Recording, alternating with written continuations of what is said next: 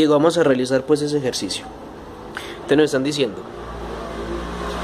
un lavaventanas empuja hacia arriba un cepillo sobre una ventana vertical con rapidez constante, aplicando una fuerza F, que es la que se ve en la figura. El cepillo pesa 12 newtons y el coeficiente de fricción cinética es de 0,150. Calcule la magnitud de la fuerza y la normal ejercida por la ventana sobre el cepillo. Entonces esta es la imagen que tenemos, ¿cierto? Sabemos que el ángulo es de 53.1.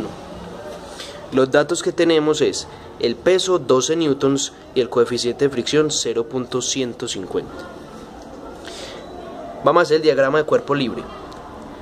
Este ángulo es tal cual el que tenemos en la figura.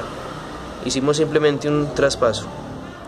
La normal, como aquí está el cepillo, recuerde que la normal es una fuerza perpendicular a la superficie.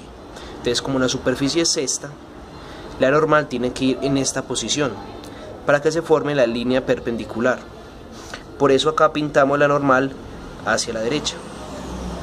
El peso siempre es la fuerza que ejerce la gravedad hacia el objeto, hacia abajo. Entonces acá lo pintamos hacia abajo. La fuerza de fricción es la fuerza que va en contra del sentido del movimiento. Y como él está empujando hacia arriba el cepillo, o sea que el movimiento es hacia arriba, por ende la fricción tiene que ir hacia abajo. Entonces estas son las fuerzas que se involucran en este ejercicio. Cuando ya hacemos la sumatoria de fuerzas en X, tenemos la normal menos, venimos y descomponemos esta fuerza. Entonces vamos a descomponer en X. Entonces va a ser esta fuerza F, como está adyacente, va a ser F por coseno de ese ángulo, que sería 53.1. Y todo igual a 0 porque en X no se está moviendo. Después de eso vamos a decir la normal es igual a F por coseno de 53. Simplemente despejamos de aquí la normal. Con esa normal podemos simplemente llegar y despejar en la fórmula que conocemos de fricción cinética, que es el coeficiente de fricción por la normal. ¿Pero quién es la normal? Toda esta. Después de eso venimos y hacemos sumatorias en fuerzas en y va a ser esta fuerza que se descompone, que va en sentido hacia arriba en Y, que sería F por seno, que es cateto opuesto del ángulo 53.1, menos la fuerza de fricción cinética menos el peso. Fuerza de fricción cinética y el peso van hacia abajo. Y ojo, aquí sí se está moviendo el objeto, pero nos dicen que se está moviendo con rapidez constante.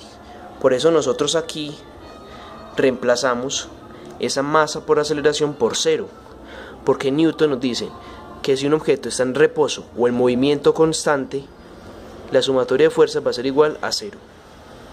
Después de eso simplemente vengo, soluciono seno de 53.1, 0.8 menos, ¿quién es la fuerza de fricción cinética?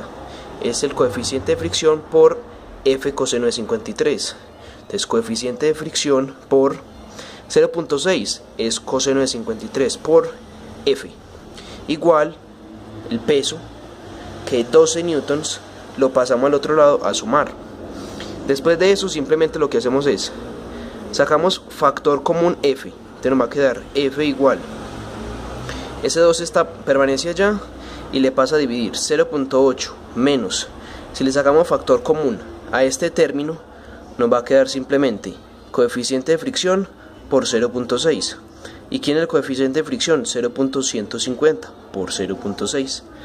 Resolvemos todo esto y nos va a quedar que la fuerza es de 16,9 newtons. Después de tener esa fuerza, ya podemos conocer esta normal que nos estaban pidiendo. Tenemos esta fuerza y este coseno ya lo tenemos también.